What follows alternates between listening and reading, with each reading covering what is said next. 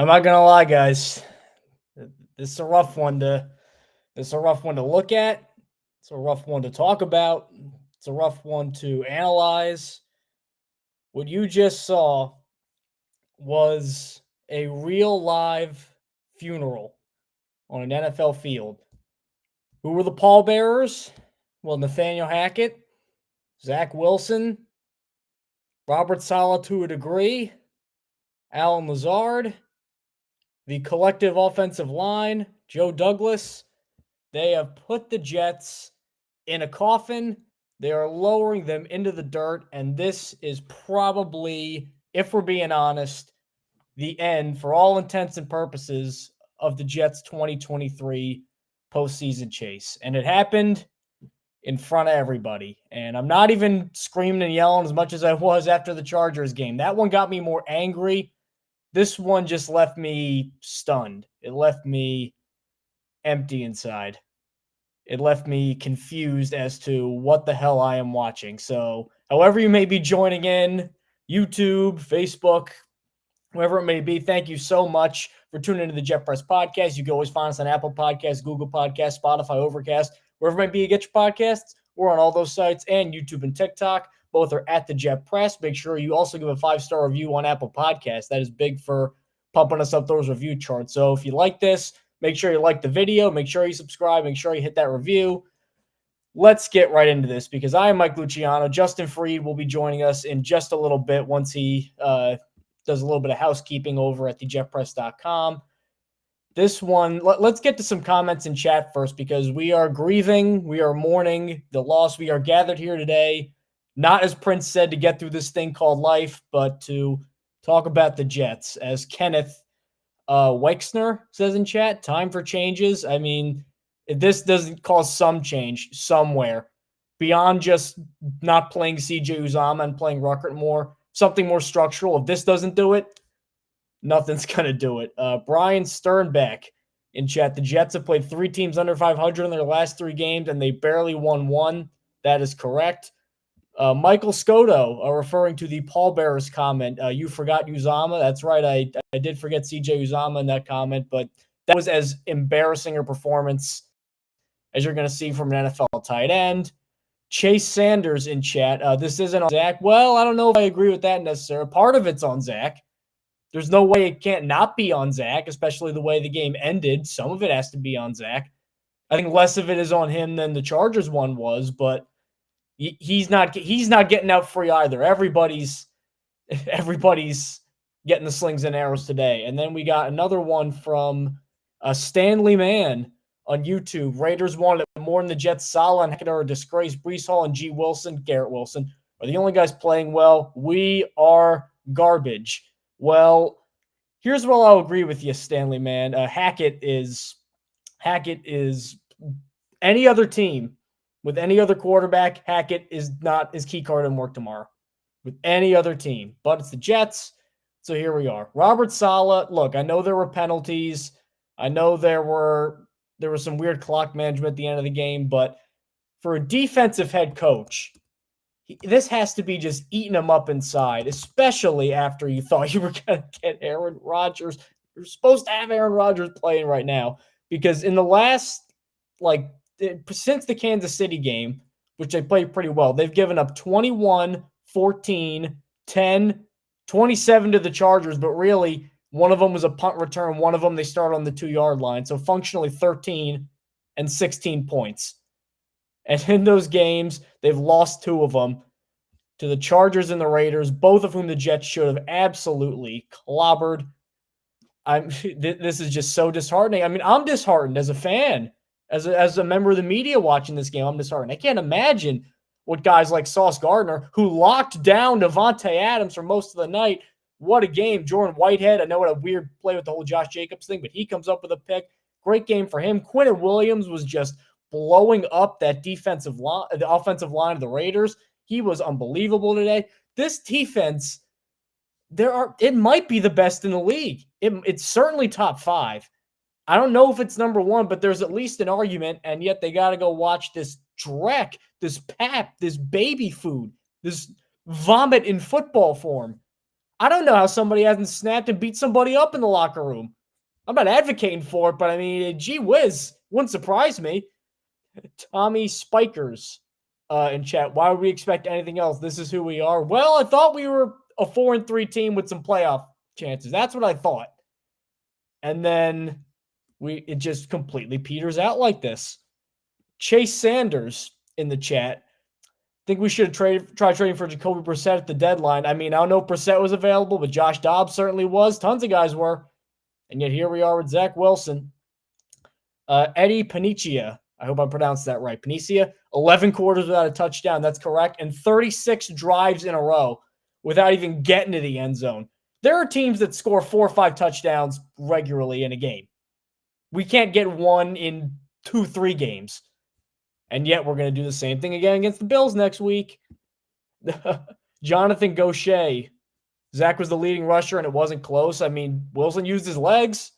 Breece Hall, really rough game for him. I mean, not every game he's going to run for 100 yards. It happens in the NFL, but just nothing going on the ground. It took Hackett about 2 quarters before he finally realized that.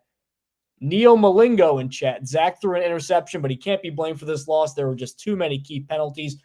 I've never seen, in the last couple of years at least, I don't say I've never seen, in the last couple of years, so many big plays in one half of football wiped out by penalties.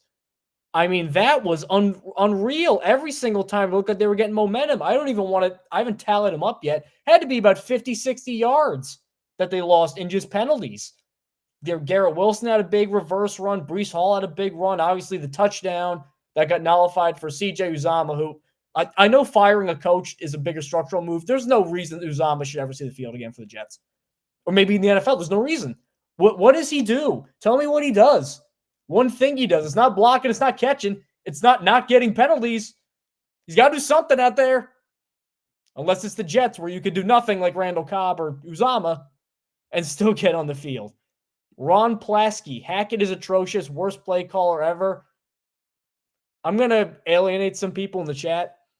Adam Gase was a better play caller and offensive mind than this.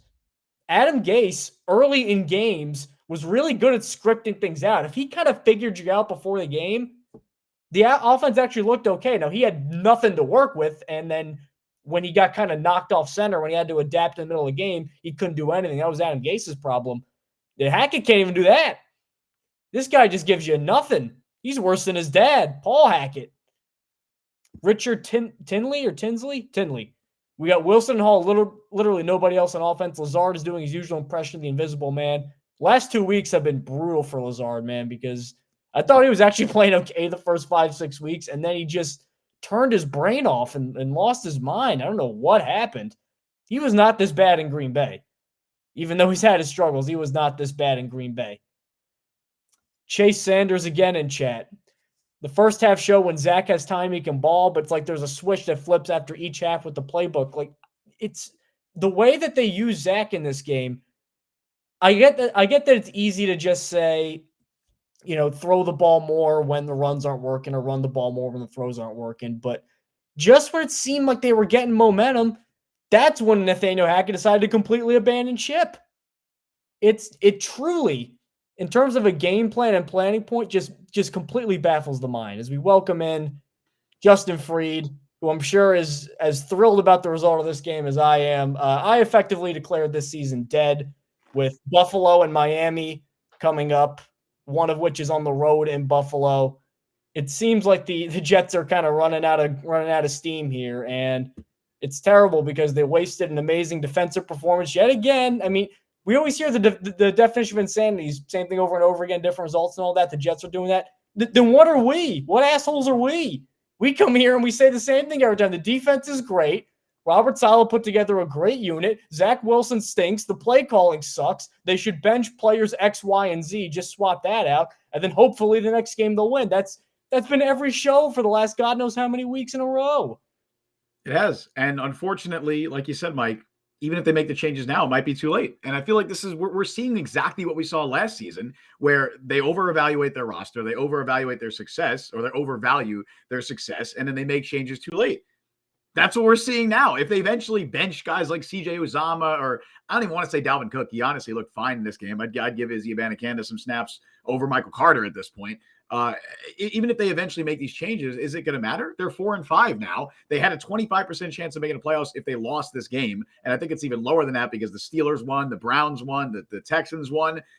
Their season is on life support. And it sucks because we can't just sit here. I'm not going to come on the show and sit here and be like, oh yeah, it's all Zach Wilson's fault. If Trevor Siemian played this game, they win this game. Because I don't think they do, Mike. And I know we've said that a lot in the show that, oh, if Trevor Siemian played this or played that, they win the game. I don't think that happens in this game. Well, I don't think Zach was particularly good. I don't think he was issue 1, 2, or 3 with the Jets team this week. The offense just blows. Like, it sucks. It's all terrible.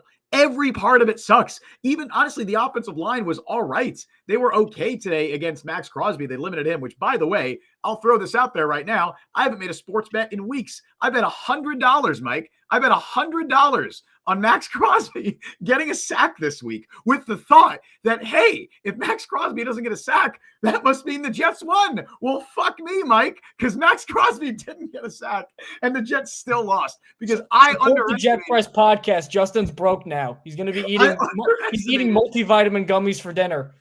I underestimated how bad everything with this offense is. And I think it starts with Nathaniel Hackett, and it sucks because we're going to sit here, Mike, and I think for the remainder of the season, talk about how bad Nathaniel Hackett is at his job, and nothing's going to change. He will remain the offensive play caller because they can't change anything. They can't do anything. This is what they signed up for. They signed up for Nathaniel Hackett. Unfortunately, they expected him to be paired with Aaron Rodgers. And when Aaron Rodgers went down, not only did the Jets lose their quarterback, they evidently lost their offensive coordinator as well. And you can't run an offense without a quarterback and an offensive coordinator. It's all the bad parts of Rodgers, the weird comments in the media and Hackett and the buddies that come with him, and none of the good parts, which is him playing quarterback, or the one good part, rather.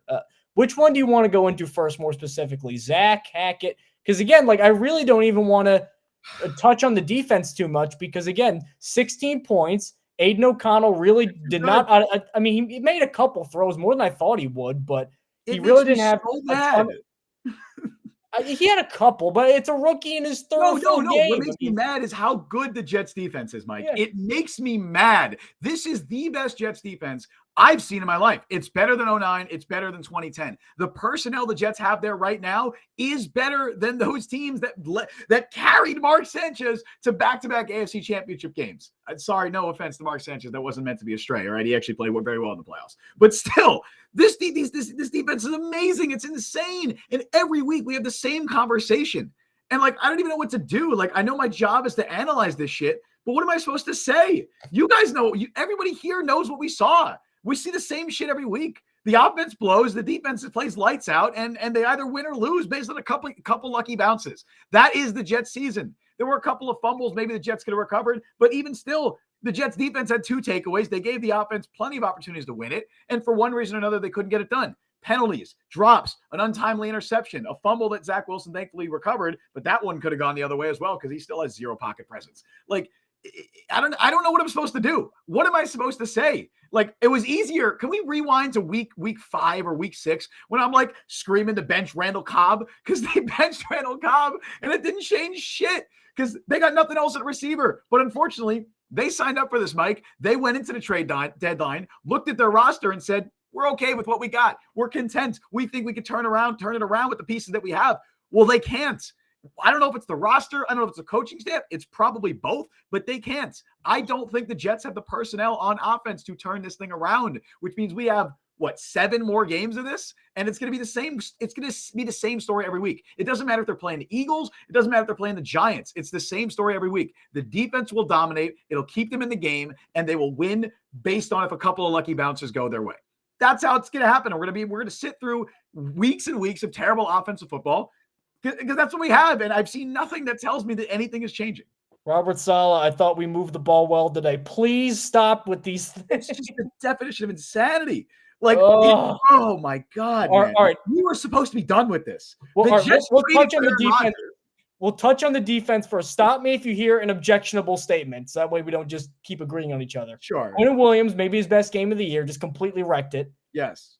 Jermaine Johnson, very, very good. Yes. Aiden O'Connell mostly didn't do very much. I mean, again, for a rookie playing where he was, I thought he did okay. But again, compared to other NFL games, not particularly good. Josh Jacobs had one big run and then a bunch of 2-3 yard grinding it out runs. I don't think he really blew me away. I mean, he had the big run, obviously. I got to give him credit for that, but he didn't really flatten this Jets run defense that's been at least kind of suspect. And Sauce Gardner and DJ Reed, A+ game on Devontae Adams, all things considered. Sauce was great on him, I thought, the few times that he. All right, so that's all good. Defense is great. Hallelujah. Good job, Salah. All right. You pick first. Wilson or Hackett? You pick first. Let's go Hackett. Let's go Hackett first because I'm tired of talking about Zach Wilson. Let's shit on someone else. Let's go with Hackett. All right. So I thought honestly the first quarter and half of the second quarter was good. Pretty good. Yes, it was good. Moving the ball well. I think Dalvin Cook had one. It's sad to say with 4 touches. I thought he actually fine. They're gonna have me saying get Dalvin Cook more touches soon. I can't believe that because look at how far we've come. Garrett Wilson, I thought. Dalvin Cook, really quick. Dalvin Cook is a top 4 skill player on the Jets offense right now. True or false? I mean, Wilson, Conklin, Hall. Yes, and then who's 4? It might be Cook. It's either Cook or Xavier Gibson. Maybe Ruckert. I don't know. Maybe Ruckert, but he doesn't even get touches. It's just. All right, so I like the way they were moving the ball. I thought Zach was. Looked very comfortable. I like that they were using him vertically a little bit more. I thought Garrett Wilson played tremendous again. I mean, beat up. He's still making play. God, Garrett Wilson's so good. Imagine what this team would be without Garrett Wilson. But would we even score points at all? We wouldn't even feel score a touchdown with Garrett Wilson. What are they doing without him? Not even getting. I remember that one year the Cardinals had Sam Bradford and they couldn't get past midfield for a game and a half. That would happen with the Jets. Yeah. Imagine Garrett Wilson with a good quarterback or in a good offense. Let's just say before in an average offense. Yeah, but before anyone's like, oh, shut up with the quarterback. It's not him. In a good offense. Let's just say that. Imagine Garrett Wilson in a competent offense. There's a reason this guy was one of the favorites for Offensive Player of the Year going into the season when they thought that Aaron Rodgers would be his quarterback. He's great. He's just great. All right, so there's that. Here's the thing with Hackett too, because I don't want to say defended Hackett, but I always hear things like a lack of creativity and, trust Zach Wilson to throw more. I'm like, all right, trusting Zach Wilson is a fool's errand, as we've seen for large parts of his career. But I'm just watching Hackett. I said before you come on, Adam Gase was better. Adam Gase knew how to script an opening drive. He actually doesn't. You look around this league.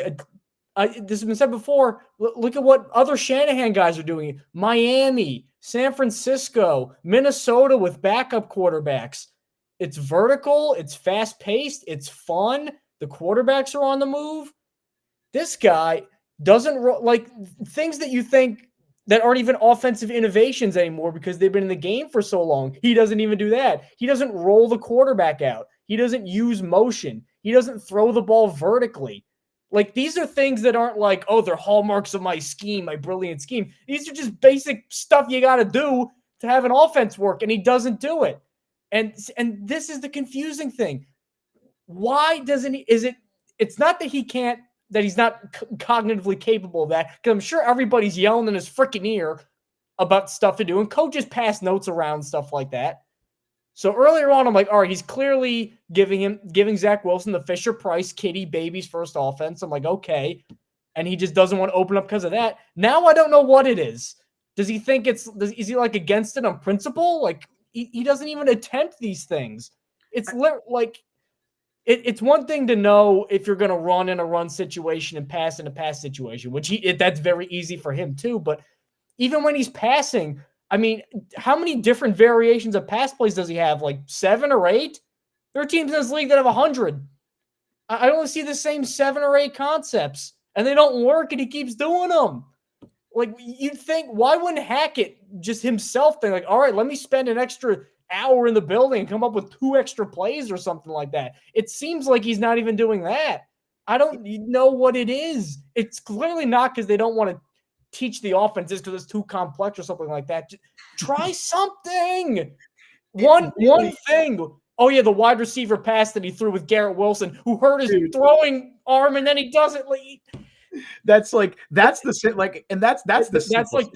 when the monkey's paw curls, you're like, oh, I wish Nathaniel Hackett would do something creative. Okay, and and then he does that. It's the simple shit because the play was actually really well designed and they bid on it. It was actually a really well designed play. They just called it at the worst possible time. They called it immediately after their star receiver, who you're having throw the ball, hurts his hand or his wrist or his shoulder or elbow, whatever it was. His right arm was hurt and they have him throw the ball.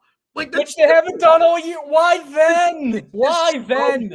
I think the biggest issue, and I'm glad Josh Kerr brought this up in chat. He brings up a great point because we have seen Hackett come out with a good game plan. I thought what they did against Kansas City not only was a good game plan, but Zach Wilson played absolutely the best game of not only the season, but of his career. I thought the opening game plan was good, for crying out loud. Yes, the first quarter or so.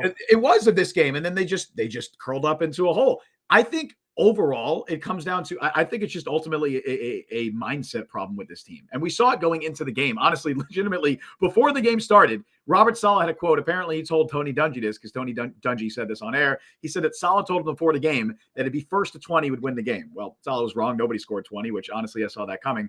But I think that's an awful, awful, awful mindset to have as a head coach. Not only just to say that publicly, because first of all, if you're saying that publicly, you're literally openly admitting that your offense can't score 20 points against a really bad defense. That's probably not something you should be openly admitting to the public, even if it's true. Has so many quotes where it's like, man, if I just knew the head coach of the Jets, I'd really give him a piece of my mind about some of these things. No, dude, it's you. I know. I think it's ultimately a mindset problem. The Jets expect to win every single game by their defense carrying them. That's how they go in. They go into every game thinking, we're not going to score a lot on offense. Let's just not make a lot of mistakes, and let's let the defense try and carry us. That's how Nathaniel Hackett coaches. That's how Robert Saleh coaches. And to Robert Saleh's credit, the Jets defense does dominate every game. But you cannot coach scared in the NFL. You can't do it. It doesn't win games. Coaches do not win games by coaching scared. Nathaniel Hackett, for most of the season, has coached as if his team is up by 20 in every game. That's not what's happening. You're losing or you're playing in a close game every single time, only because your defense is keeping you in games. In that Chiefs game, they came out and said, you know what? We got to score. This is a really good Chiefs offense. We need to keep up with them. And they let Zach Wilson rip it. They got him moving outside the pocket. They had a lot of pre-snap motion. It looked like a modern NFL offense. It looked like a modern offense, which is not what Nathaniel Hackett's offense has looked like pretty much every week since then. They coach scared. They play like they're ahead by 20. They play like they're not trying to make any mistakes. You can't do that. And honestly, Zach Wilson shouldn't be playing that way either. And look, I know people are going to shit on him for the interception at the end of the game. I don't even think it was the worst play he's made in the last couple of weeks. Like, it was honestly a really good play by Spillane. Yes, he zeroed in on Lazard. I understand he kind of locked in on him, but when you're a quarterback in that situation, when you're trying to win the game for your team at the end of the game, those interceptions are going to happen. And I would gladly trade more Zach Wilson interceptions for him taking more shots down the field.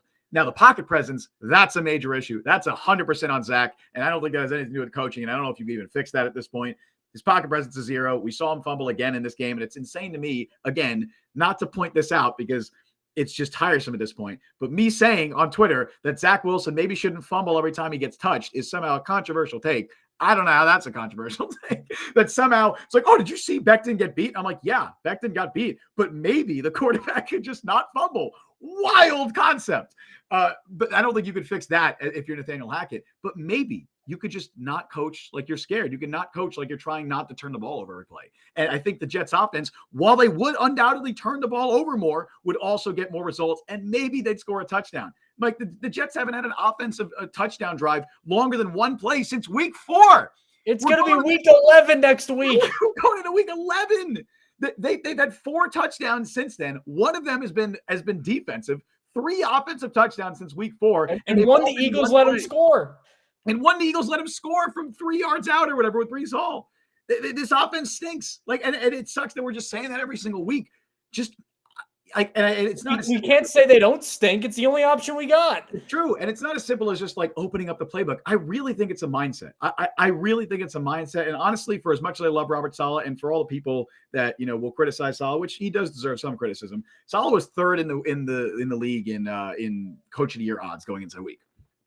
He's not going anywhere, nor should he go anywhere. But I do think it starts with Saleh, where it's a mindset issue, where you're going into every game thinking, all right, if we can hold the team under 10 points, we can win this game. And we gotta just hope our offense doesn't lose us the game. You're not going to win games that way. And it's proven that that's the case. Like I said earlier, you're going to go in, if that's your mindset going into every single game, you're going to have your defense dominate, and you're just going to basically hope to win the game on a few lucky bounces and hope that Zach Wilson doesn't fumble more than the opposing quarterback does.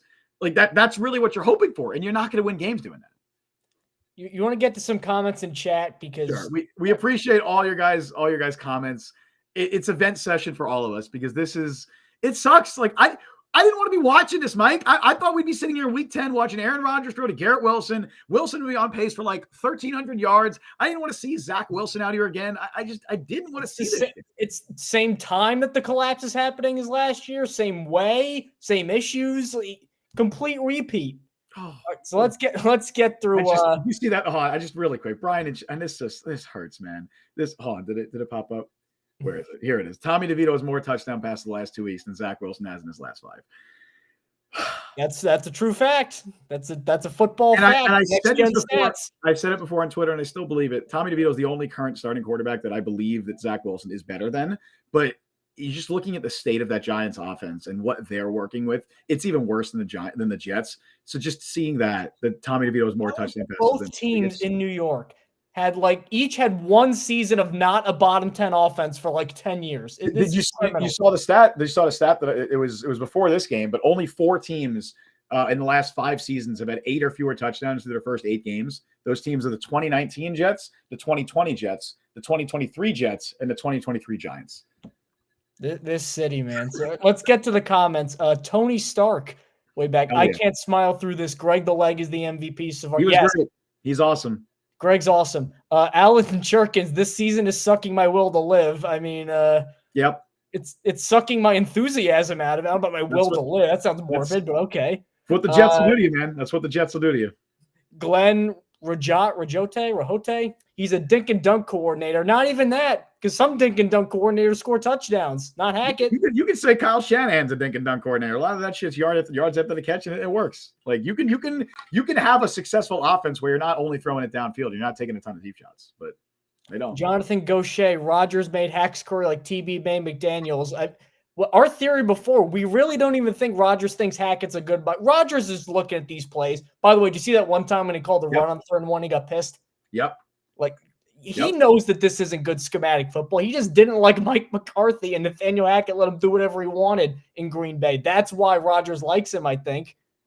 Yeah. That personally. You're not wrong. Michael Randazzo. Never got another wide receiver. Lazard sucks. I mean, the last 2 weeks, he started off okay. The last 2 weeks, he's lost his mind. Yep. He stopped running on a couple plays. He also had the one slant pass, which that was the no look from Zach Wilson, which, I mean, look, if you want to know why Zach Wilson is starting still, that's why. Trevor Siemian's not doing that. And I sure as hell Tim Boyle's not doing that. So that's why the Jets are starting Zach Wilson. And look, I'll be the first to say that this week, I don't think that Trevor Siemian would have done a better job. But even on that no-look pass, Lazard bobbled it. Like, the dude's hands are stone. We haven't really talked about this a lot yet, but it was early in the game. Tony Stark again, few self-inflicted penalties. Yeah. Not the reason you lost. I mean, how about those penalties? They had to lose about 60 yards in just penalties. Yep. They scored a touchdown. They scored a touchdown, and we're not even talking about it because CJ Uzomah with the hold. And as much as I want to be like, yeah, bench him for Ruckert, and a part of me still does say that, we're forgetting that Ruckert had a couple of big penalties last week too.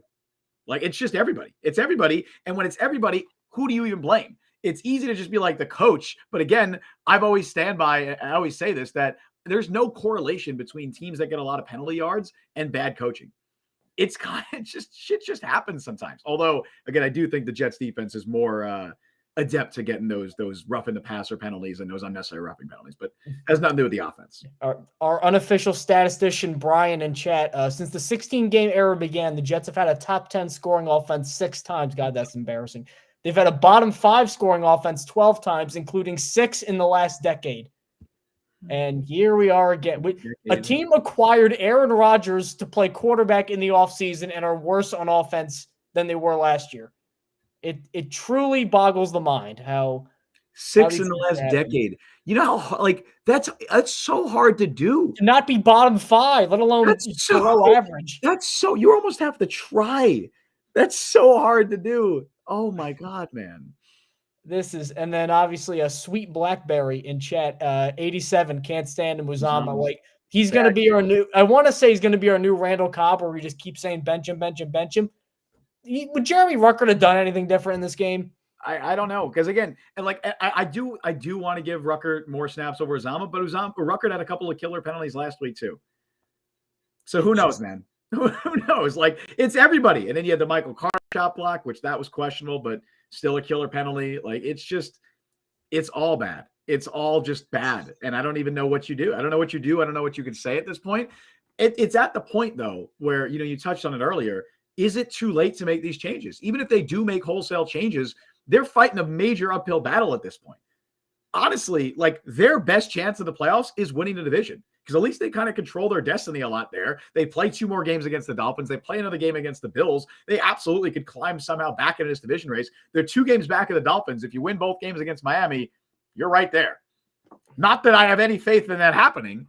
I'm just throwing it out there for the sake of optimism. I don't know. I honestly, I don't even know why I'm saying it. Buffalo, Miami. And again, look at the easier games on the schedule. Washington looks like an actual team you got to worry about. Houston now. Oh my God, CJ Stroud, look what he's doing. That was the easy part. Yep. The Browns have that defense. Like, there's no easy game on maybe the Falcons. I don't know, but still they're okay.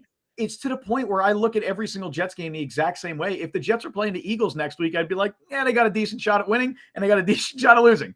That's what it is. Like, unfortunately, the last couple of weeks, they've had a couple of bounces go or not go their way. The Chargers, they had a lot of bounces not go their way, and then everything kind of snowballed. But the Jets had every opportunity to win this game. Just a couple of lucky bounces don't go their way. Even on that last Hail Mary, Garrett Wilson was this close to catching it. Conklin kind of knocked it out of his hands. It was actually an insane throw to even get the ball to the end zone from where he released it. By Zach Wilson. And if that's completed, we have a completely different narrative here. But that's the story of the Jets season, though, isn't it? If Xavier Gibson doesn't run that punt return back for a touchdown in week 1, we're talking different things after that game. If the Giants Thibodeau's and jump off side and Tommy DeVito beats him. If the Giants don't have one of the worst meltdowns I've ever seen an NFL team have in a game, we're talking completely different. Same thing for the Eagles. If Jalen Hurts doesn't throw maybe the worst interception of his career at the worst possible time, we're talking different. Like, every game, with the exception of the Chargers and the Cowboys, has been a coin flip for the Jets. And that's what they signed up for. That's how they're approaching these games. Every time they're going into a game, they're saying, we're hoping our defense keeps us in the game and we get a few lucky bounces on offense and maybe we score a touchdown. That's not sustainable. We said it a few weeks ago. The Jets overvalued their current roster, and that's why they're here, man. That's why they're here. And the worst part, we're not the only people that know this. We're not breaking new information. You think Robert Saleh and Hackett don't know that this is unacceptable? See, and that's where this disconnect is happening, and it makes no sense, and it's driving me crazy, because I get, obviously, you want to put out that you want to make it look like everything's fine, even if it's not. Like, every team does that all the time, no matter how chaotic things are. But looking at this, like, Robert Saleh is a great defensive mind. I don't want to be too hard on Saleh, because everybody loves his defense, and he's the main reason why. Schematically, what they do, how they motivate players, identifying talent. I'm sure every big free agent and draft acquisition they made on the defensive side, Douglas and Saleh have banged heads together and figured out, all right, this guy, let's go sign DJ Reed. Let's go draft Sauce Gardner. That's all what he's part of. I refuse to believe that a guy who knows that much about offense, because you got to know a lot about offense to be a good defensive coordinator to stop the offenses. How can a guy that knowledgeable, that respected, not say, all right, this is not only a problem, this is a 5-alarm fire that's not only going to sink our season. If we didn't have Aaron Rodgers, if Aaron Rodgers is not on this team, every single person might get the axe after this year. Because that would be year 3 of Robert Saleh and year 5 of Joe Douglas, and they still haven't had a winning season. Now they have Rodgers coming back, and they have an infrastructure where with him, you think they can compete for a postseason spot. I certainly think they would be in one right now if he played, just because of how much of a base floor of competency he gives you. Why does he keeps making it seem like, we just make a tweak here, a tweak there, everything's going to click. It's week 11. Nothing is clicked. Nothing is clicked. Wholesale changes. Again, but as we said earlier, you can't make wholesale changes in week 11.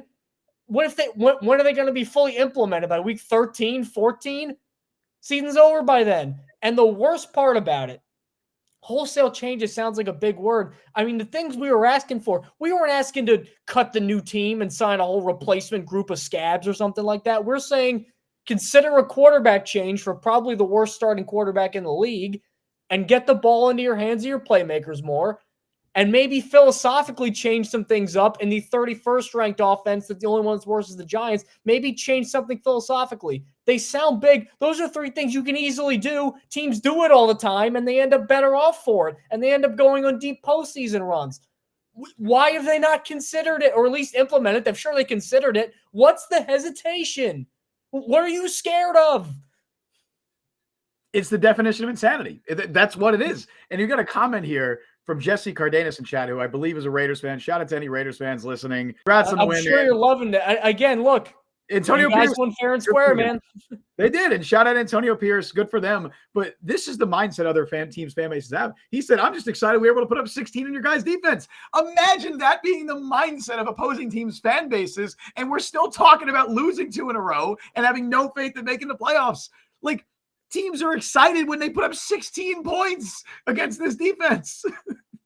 And we're sitting here talking about maybe the Jets can win a few more games if a few lucky bounces go their way. That should not be the mindset. But it is. It is. Robert Saleh and why Breece Hall isn't involved more in the passing game. It's something we definitely need to look at. Oh, really? Yes. He's one of the best pass catching backs in the league. He's a really good pass catcher. He's also Robert, a pass blocker. Saleh, I like you. Come closer to the computer if you're listening. It's week 11. It's not week 2. He talks like it's week 2 or 3.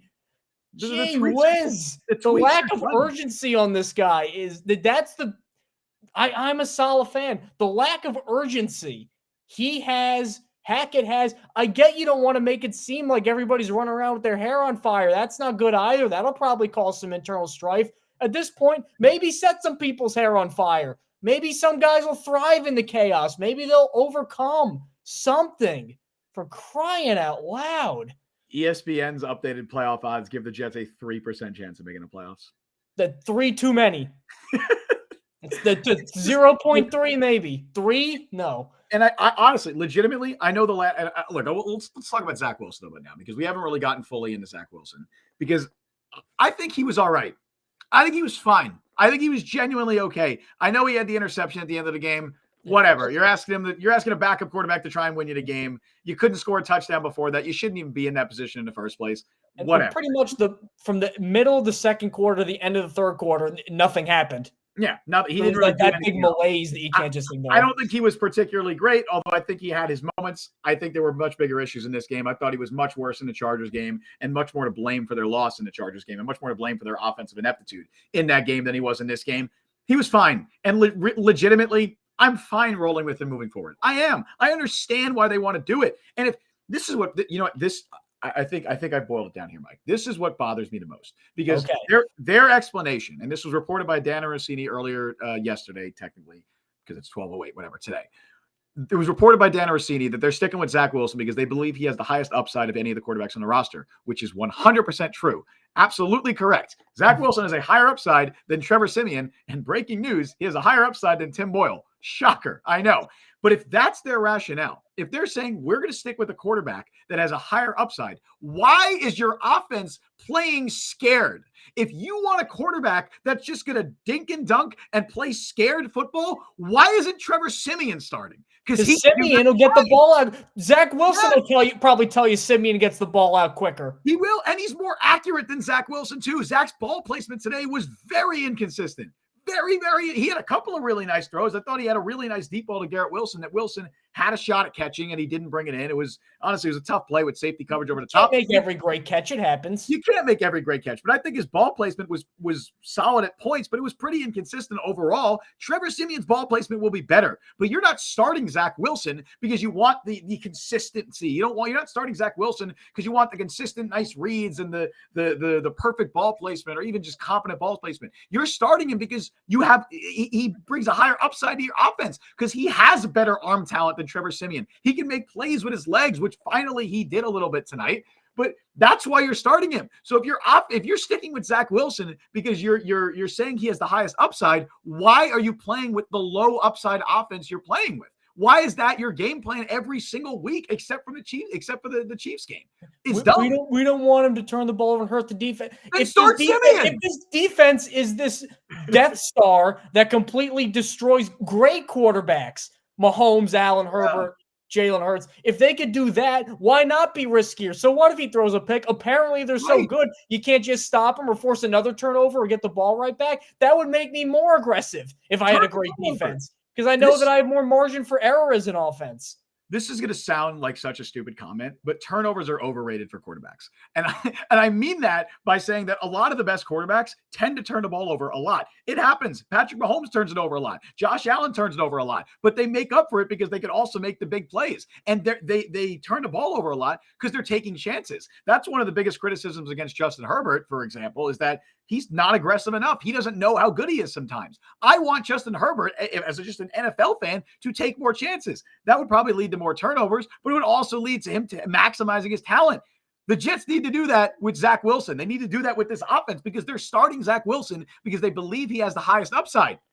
So take advantage of it. If you're going to just run this game plan, you might as well just start Trevor Siemian. Because you're not, what Trevor Siemian, what Zach Wilson, what you're asking Zach Wilson to do right now, Siemian can probably do better. But there are things that Wilson can do that Trevor Siemian cannot do. Take advantage of those things. If you're starting Zach, maximize what he can do. Get him outside the pocket. Let him utilize his legs. Let him take some deep shots every once in a while. Play action. That's the shit he should be doing more. Don't do the simple 3-step drops, the little throws out to the flats, because he's not hitting those. Like, you could obviously mix those in, but that's not his strength, and it never has been, and I don't think it ever will be his strength. Some of those throws, people are talking about the Wilson deep shot, even the Hail Mary. Before even that, when he was throwing a Conklin down the middle and he got basically in midair, he got his legs knocked out from under him and he threw. I know Conklin had to go up to get it. The fact that ball's even there, I mean, there's so few quarterbacks that could even have the arm elasticity to even get the ball out there. He's great throwing down the seam vertically. We saw it with Conklin and Garrett Wilson, all these different things. And then they just never, it's that old meme. They're buying a Ferrari and then they're just driving around suburbia to get groceries.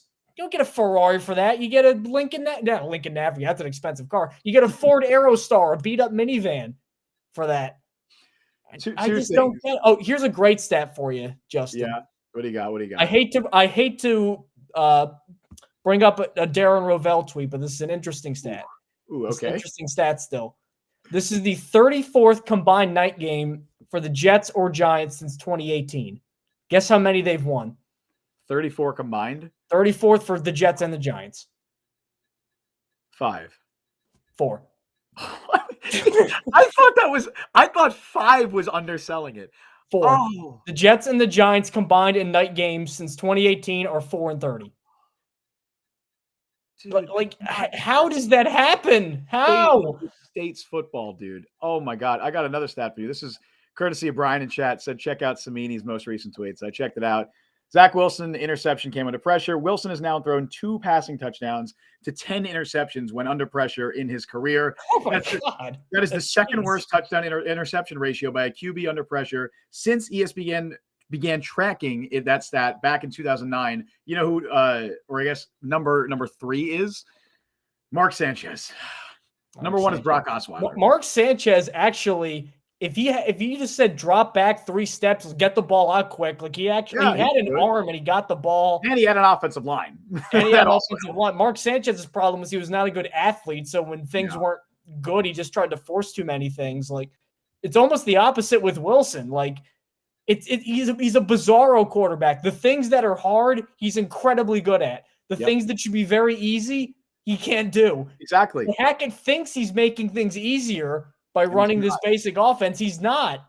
He's actually making things harder because he's making Zach do what he's not as good at, which is the one main thing you're supposed to do as a coach, is to have players do things they're good at. That's like number 1. That you don't even. That's first day of school, first lesson, first thing they tell you. I am genuinely starting to get convinced that Nathaniel Hackett ignores the tape of his own players because he consistently puts players in positions to fail. And I think it's perfect when you look at like how they've used their running backs, right? Breece Hall is their best third down back. He's their best pass catching back. He's also their best pass blocking back. They never, ever have him do either of those roles. On third down, they usually have Michael Carter in there, who, credit to Michael Carter, he tries his best at pass blocking, but he's like 5'9". He's not particularly good at it because he's not big. They throw screens to Dalvin Cook when he's historically been a bad pass catching back.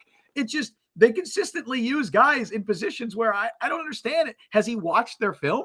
Has he seen what their strengths are? Has he seen what they're good at? Because, and also at this stage, I'd rather have Conklin out there run blocking than Uzama, because Uzama's been dog shit at it. He's been a terrible run blocker. He consistently gets penalties, and yet they still think he's their best run blocking tight end. So they throw him out there in all these obvious running situations. I don't understand the evaluation of the talent on their own roster. And it's bothersome. And that's why when people are like, oh, well, they traded Mecole Hardman because he couldn't beat out a rookie. How are you supposed to trust that's like, how are you supposed to trust the Jets offensive coaching staff's evaluation of any player? Why couldn't they find a room for a home for Mecole Hardman in this offense? Didn't even attempt.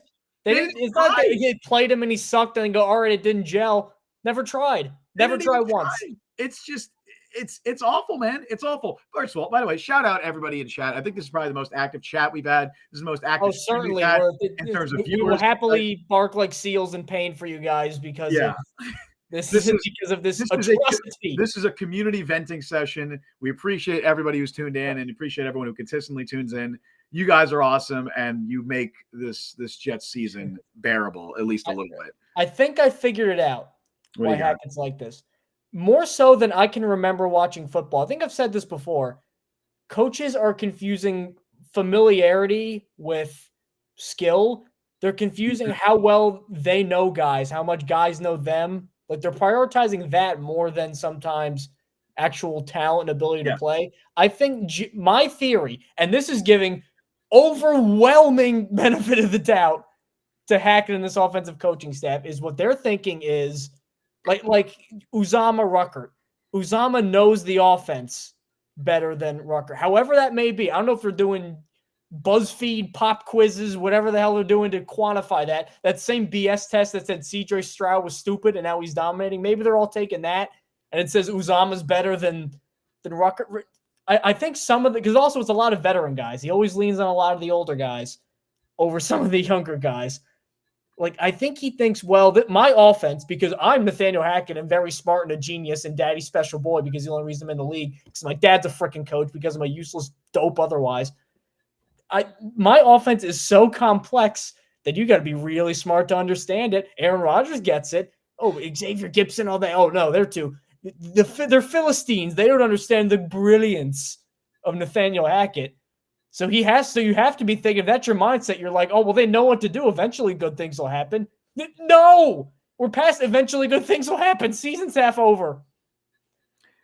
We got a quote from Sauce Gardner here. And again, I think this just speaks to the problem with the entire Jets organization and their mindset. We're not playing complimentary football? Yes, but he also added after that the coaches tell them that they can't lose if the opposition doesn't score.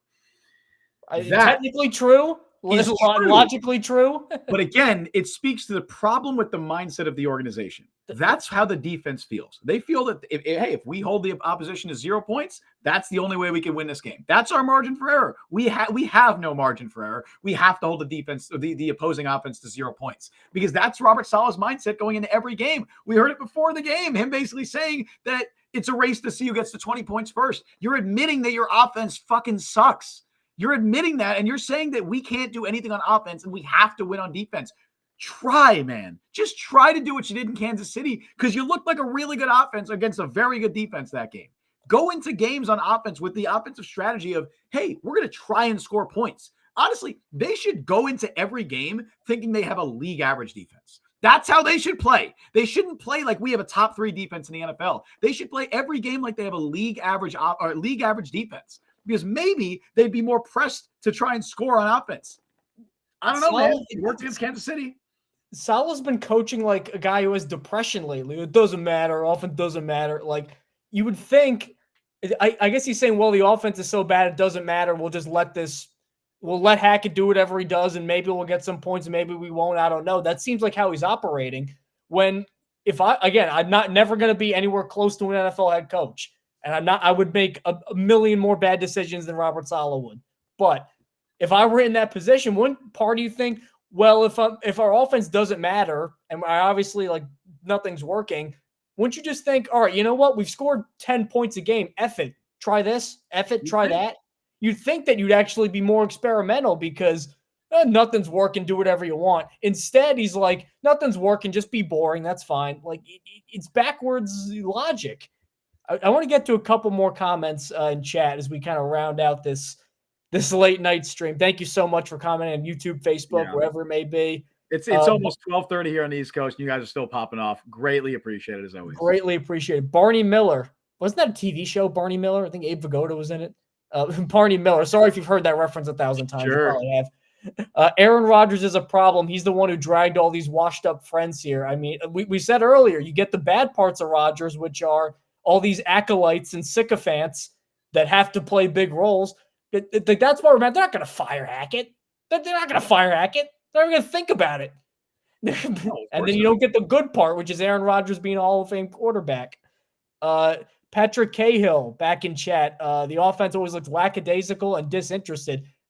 Lackadaisical, yeah. I mean, they're trying. They're just not they're good. Trying. That's like they're trying their hardest, man. They are trying to score points. That makes it worse. They are trying. They're trying to score points out there. They're just really bad.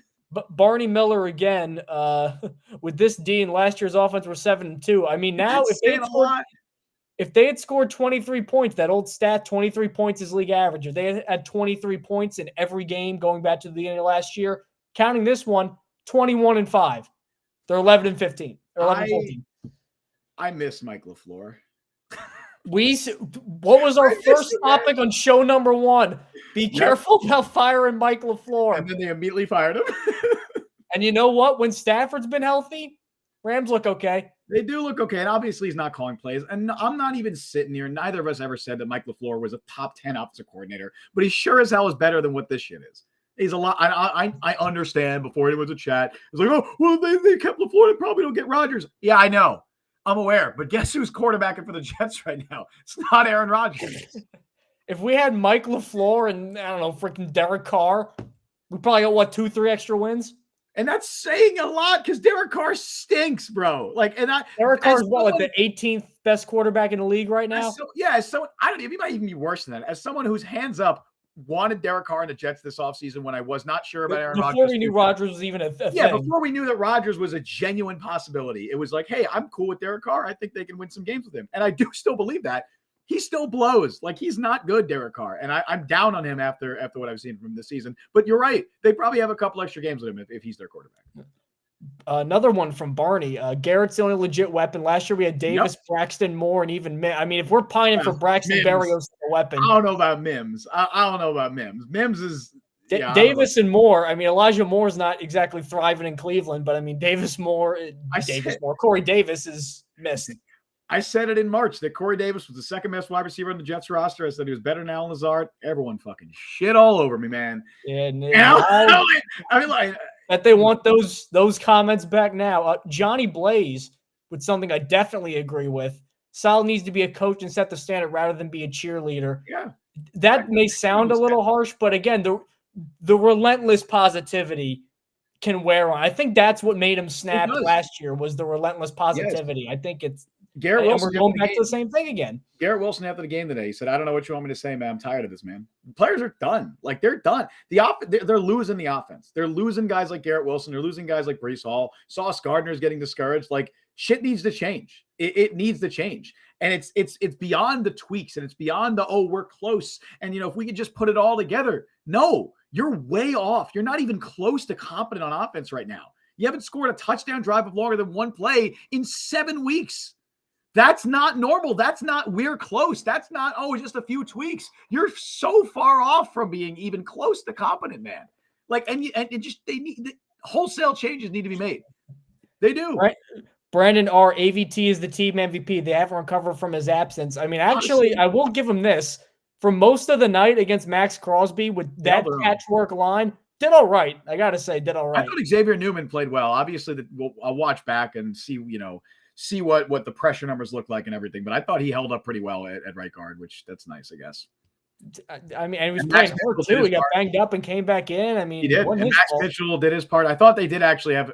I'll give credit to whoever, Hackett, Keith Carter, whoever, Todd Downing. I thought they had a pretty good game plan to try and stop Max Crosby. They were doubling him a lot. They were chipping him with tight ends.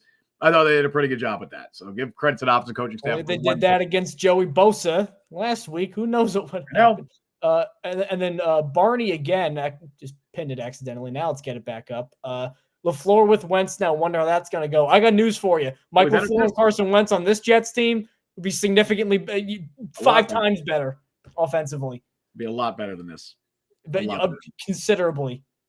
And RMO, my concerning point, this is my big fear. This team will be a year older next year, wasting the talent where they're still cheap. Yes. You got to pay Breece Hall. You got to pay Garrett Wilson. You got to pay Sauce Gardner. You can't keep all these guys.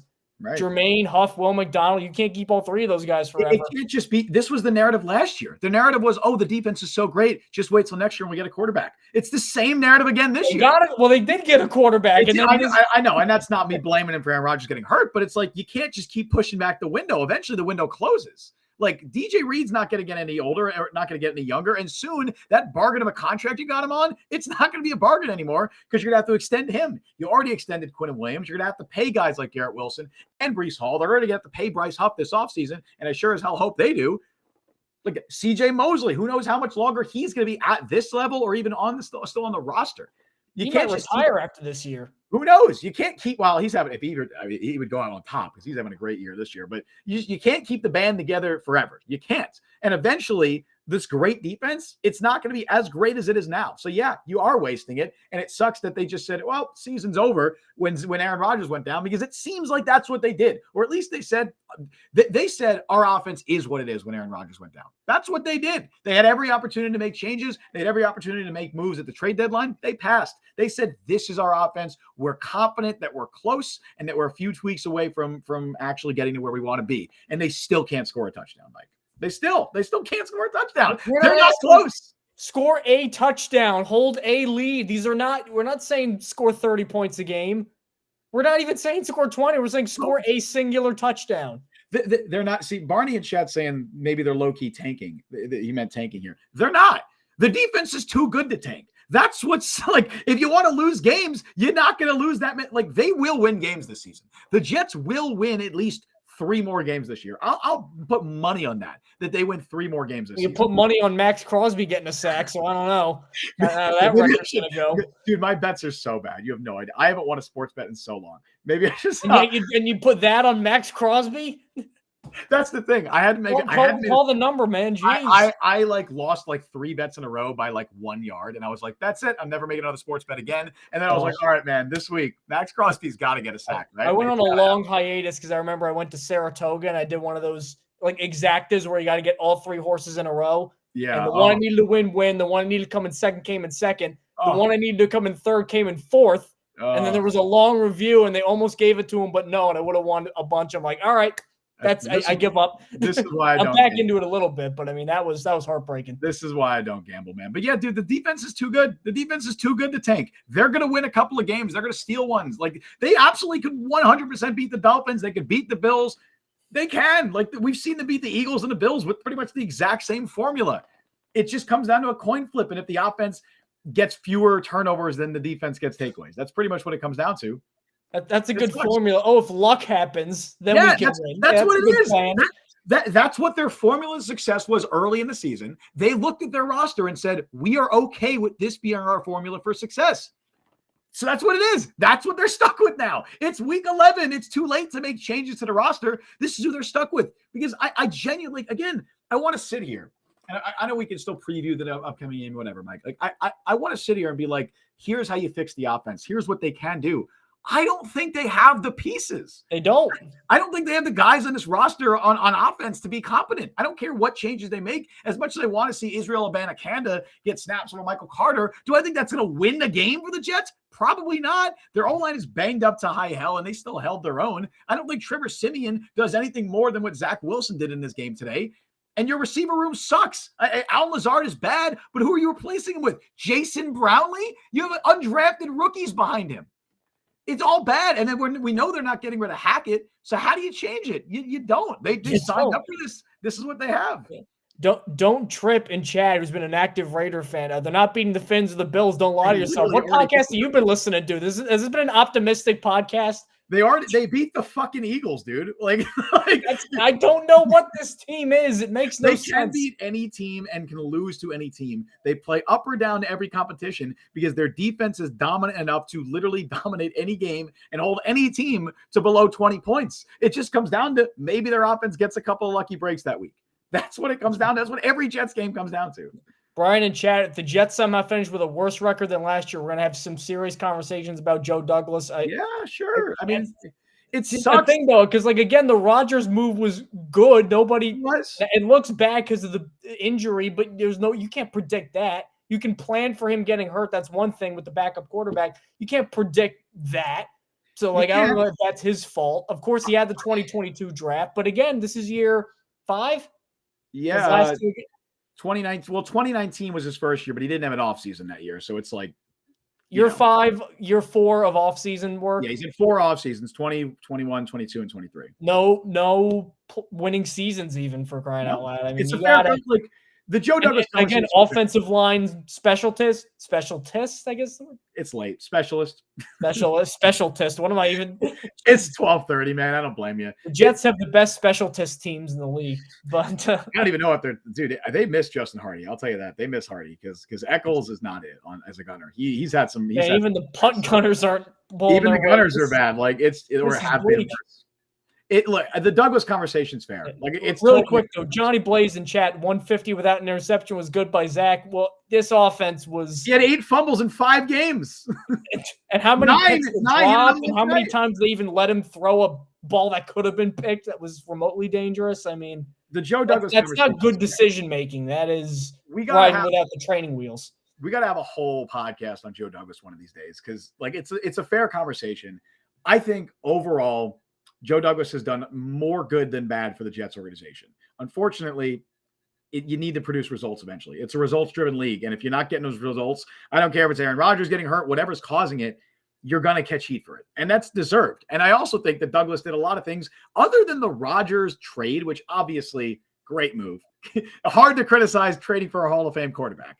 But other than that, I think he made a lot of really bad moves this offseason. I think overall it was a bad offseason. It's not even making it's the not making moves. Yeah, well, everything. I mean, it's not getting another receiver. It's not getting a backup quarterback. It's not making a trade. I don't think they could have messed up the wide receiver position more than they did this offseason. They trade Elijah Moore, which fine, whatever. You're going to trade Elijah Moore. It's part of the reason they got Joe Tippmann. I don't hate that they traded Elijah Moore, but it has to be taken into account with this. You sign Al Lazard to a very bad contract. You overvalue him, pay him $11 million a year over 4 years.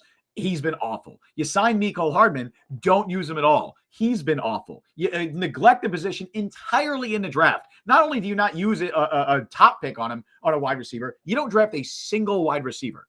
You then go out and you're interested in signing Odell Beckham, but you're not interested in signing DeAndre Hopkins. You could have released Corey Davis and signed Hopkins, completely leveling in cap space and essentially potentially even saving cap space in the process. And then they go into the year with this as their wide receiver core, not to mention whatever they wanted out of Randall Cobb. They bring him in and eventually make him wide receiver 3. Every single wide receiver decision that they made this offseason was the wrong decision, and they're paying for it now. I think we're going to call time on this because it's late at night. We probably have woken, each of us probably woken some neighbors up, and we are not, Nathaniel Hackett's not going to get fired, so we can yell and scream and bang our fist until we're blue in the face. And the Jets are probably going to roll out this same lineup against the Buffalo Bills in Buffalo. Oh, they beat the Bills before. Yeah, in Buffalo. They could. And they're pissed off because they've been losing. Yeah, okay. This is what how are we supposed to preview the Bills on Wednesday, Mike? What are we supposed to say? It's the same, that's what we said for the Raiders game. You remember? It's the same thing. If they do A, B, and C, they win, but Zach could screw it up. Same as always. If their defense dominates and they don't turn the ball over a ton and they get a couple of lucky breaks, they could beat the Bills. There you go. Can say that about any team for any game. It's the same thing every week. It's the same thing every week. And unfortunately, it's the same thing every week because the Jets put out the same product every week. And it's not changing, but we'll put out a similar product to this show on Wednesday at 3:00 when we do our live podcast. That's a transition at 12:30 at night. Thank you guys so much for joining on YouTube and Facebook. YouTube in particular. Thank you guys so much. This was a incredibly active chat. You guys had a ton to say, a ton of really nice opinions on the Jets, the Raiders, Zach Wilson, Hackett, Saleh, whatever it is. So we are immeasurably grateful for that. And if you want to go see more of that and jump in on more streams, you can find us on Apple Podcasts, Google Podcasts, Spotify, Overcast, wherever it may be you get your podcasts. We're on all those sites, and YouTube and TikTok. Both of them are at The Jet Press. Make sure you subscribe. Make sure you give the video a like, and make sure you leave a 5-star review on Apple Podcasts. Justin, my fellow pallbearer, my fellow mortician, looking at the now lifeless, dead New York Jets.